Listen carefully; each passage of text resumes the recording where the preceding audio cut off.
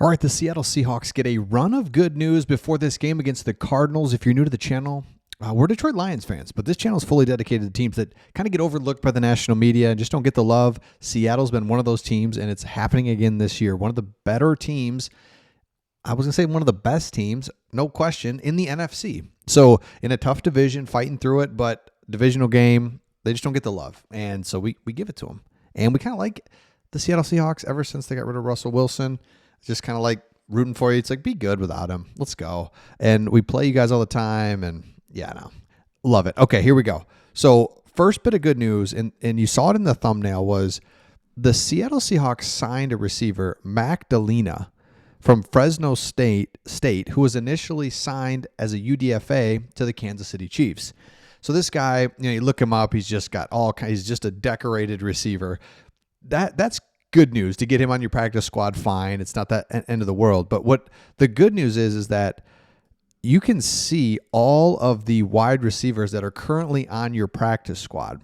So why is this good news? It's because you have injuries to Young, Bobo, Torrey Horton, Cooper Kupp. So the trade for Shaheed was so huge. And it just goes to show, it's like, man, we got guys that are injured, questionable. We've got a bunch of guys on the practice squad, but we're not going to just rely on that. We're going to go get a guy.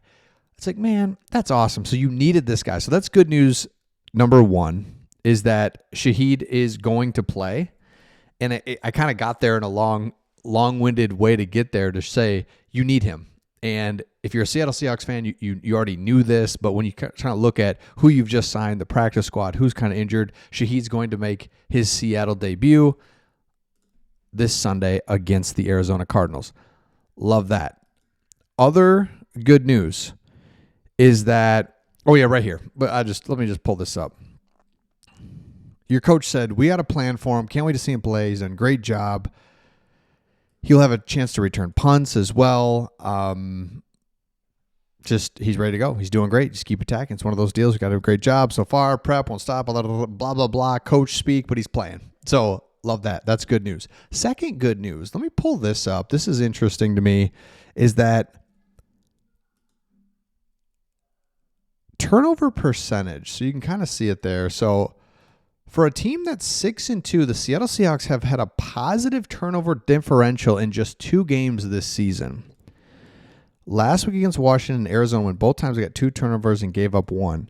This is a huge little stat that nobody's talking about. And why this is so big is because that's the turnover ratio. Turnover differential is always a very big indicator. Did you win or lose? And you have to get turnovers, and you can't turn the ball. Blah blah blah. We all know that. But to be able to win and not do that is like, oh my gosh, what if we just start getting some turnovers here? We're winning and overcoming not getting takeaways or turning the ball over ourselves. So what I'm saying is, if the Seattle Seahawks just generally do what they should do is get 2 interceptions and only turn it over once, they are going to win over and over. They just have to control their turnovers, and this team is so good. They've overcome it already. They're 6-2 at only winning the differential twice in the season. I think that's a huge stat and great news if you're a Seattle Seahawks fan. Like, we actually are really, really good. You know what I'm saying? Like, we actually, oh my gosh, this isn't just, when you peel it back, the stats are showing that this is a good team. Second good news is that the Cardinals are playing Jacoby Brissett, not Kyler Murray. Now, you could make the argument Brissett's actually better. He's in the pocket. You could just make the argument that it's not that big of a difference. However, Kyler Murray runs around, has 1, 2, 3 games a year where he just steals the game. Now, he loses and just doesn't win 7 other ones, but there's 3 a year that's just like, oh my gosh. You just don't have to deal with that. You have to. This is going to be a normal game, and that's how the Arizona Cardinals have won in the past. Is they get weird. Kyler's running around, a little takeover here, or a turnover here and there. Next thing you know, the Cardinals beat you. Now, they haven't had success against the Seahawks, which is great. So you feel good about that. But That's another good news. Just get Kyler Murray out of here. He's not great, but you eliminate one of those 1 or 2 games a year that he just goes off, or just a weird game and they win. The Lions had this against Justin Fields when he was at the Bears. Not a good quarterback. However, a couple times a year, he would break a 90-yard run on you. You're saying, oh, okay. And the next thing you know, the game's closer, and it's just because he's just such a good athlete that he can do that twice a year. No. So if you're a Seattle Seahawks fan, all you got to do is look at this schedule and realize that in some ways, this is such a massive game. It's at home.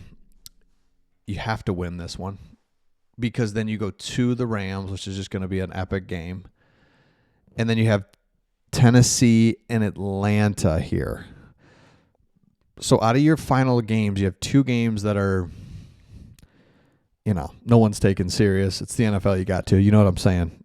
But the rest, it's like, man, Rams, Minnesota, I don't know. Colts, Rams again. Carolina's coming on. San Francisco's just going to be San Francisco, divisional game. So you don't have a daunting schedule, but you don't have a cake schedule either. So these games against Arizona, Tennessee, and Atlanta, if you can get those wins, because you should get those wins, then it lightens the load on some of these other games at the Rams, home against Indianapolis. We just kind of, it's an interesting bugger there, December 14th.